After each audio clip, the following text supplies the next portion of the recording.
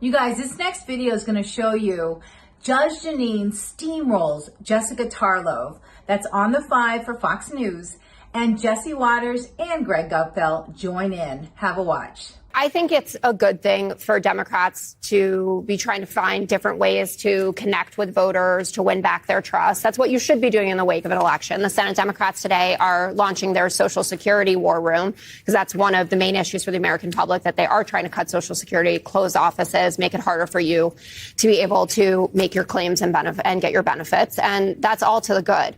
But, you know, this Elon Musk is a victim thing is so crazy to me. Like, the guy's the richest man in the world, so everything should be relatively comfortable. He gets to come on the #1 show on cable news, right, and chat with us. It's more about his dealerships and the people who work for him. That's who I feel bad for. Well, I hear a lot of. So do you. No, I have been outspoken about the arson and the cocktail. Don't do it. But the American public really doesn't like what Doge is doing. The new Quinnipiac poll, 60% disapprove of how Doge is dealing with workers. 54% think Doge is hurting the country. That's Elon a media Musk, narrative, though. No, I'm saying the media narrative has driven the polling. If you lie about it. You don't think that people know if they've been fired? You don't think people know that he's making millions of dollars a day off government contracts and he wants to cut their Medicaid or their Social Security? These are he only fired 0.15% Do you know how many people of that the bureaucracy. Actually is? Have you paid do you know how many people that actually is? No, the do the math government? for me. How many Give me people a is that? second. Well, I'll give you an idea. It's not the 400,000 that Bill Clinton fired. I am so tired of saying that. Well, nobody burnt any cars. Nobody protested. Nobody resisted when Bill Clinton did the same thing. He didn't do the same thing. He He worked did with the Congress. same thing. Oh, he worked with Congress? Oh, Yes, that's big doing of an him. actual evaluation. That's big of him. Yes, And in the to pay meantime, they attention. should work with Congress Separation when of powers. Congress has allowed this for the past 15 years. That's the problem. While we pay for it. And you know what? I'm sick and tired of this Jayapal and the resistance because the Democrats don't deal in reality.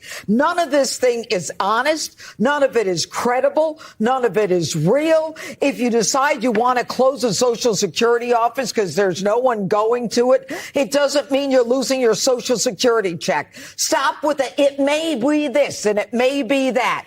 The bottom line is we have spent so much money that goes to other people that it doesn't go to the people it's intended to or should be going to the people it's intended to. And nobody seems to give a damn. And that's the problem. So Jayapal can go up there and say, you know, I'm going to teach resistance and I'm going to do it in the, what she called the principles of Dr. King and the nonviolence. Hogwash, that's a lie because all they do is violence. And Jayapal has not once said, don't burn a car. Don't blow up a Tesla. Don't blow up a dealership. They're all full of it. And it's all performative. And they talk about resistance. And she says, America hasn't had to deal with a dictator until now. Really? This is the first time? What about the first term? Did you forget that?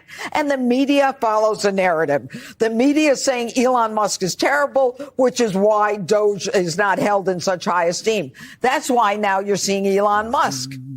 When Jessica started to talk, I was just, I can't even listen to her a lot of times, like every time. And I'm so glad that not just Judge Jeanine, like she took the ball and ran with it toward the end, but Greg Gutfeld called her out, Jesse Waters called her out, and then Judge Jeanine to put a stop to her fear-mongering and her lies. I mean, when she is just using talking points to say, oh, Americans' biggest issues is the jobs that are being lost and the Social Security building that's closing down, and how are people going to get what they need? It blows my mind that she doesn't understand what us conservatives understand. That's so common sense. If you tell your viewers who watch your liberal channels that Doge is firing employees, and just says that, just getting rid of employees, and don't really say or educate them on why they're doing it and the reasons why these people who are not coming to work are getting fired, who are on the payroll and haven't done any work at all. I mean, there's like a laundry list of reasons why these people are getting fired, but the left doesn't share that with their viewers. And Jessica makes it sound like the American people as if all American people, no, Jessica, no, it's just the people who watch your liberal channels and listen just to your lies and your fear mongering. I mean, when she said Social Security, oh, people are getting, are afraid now they're going to lose their ability to get paid. Shutting down a Social Security building when no one goes there is the most common sense thing for anyone to do who owns a business. So if you own a business, you're a CEO of your company, and you have a store or you have a branch, a facility, and no customers are coming in, you're not going to keep it open because you're not making money. You are spending more money keeping that facility open than it is actually bringing into your company. That all that stuff does not get shared in the left media. They just say Social Security buildings being shut down and, oh my God, you're not gonna be able to get your benefits. Just trying to get people who just watch left-wing media to continue to hate conservatives, continue to hate Trump, and continue to just be nervous and not accepting and not patient or even supportive of what Trump is trying to do. I mean, it's ridiculous, and it's annoying. That's what it is. It's really annoying that they're not getting all the news and they're just getting the lies, and that's why there's so much going on with destruction right now. And as far as Elon Musk goes, conservatives are looking at Elon in two ways. Number one, here's a guy that, a billionaire, does not need to do this. Work with Doge, doesn't even have to do it, but he's doing it because he has businesses in the United States. He wants the United States to thrive, because if the United States thrive, he's going to thrive, his businesses are going to thrive, the people who work for him are going to thrive, everyone's going to thrive. You can't turn your head when you see, especially at a CEO level, and especially someone who has built and created and invented so much. When they see that, we're headed for disaster, and they step up and do something, how can anyone hate that?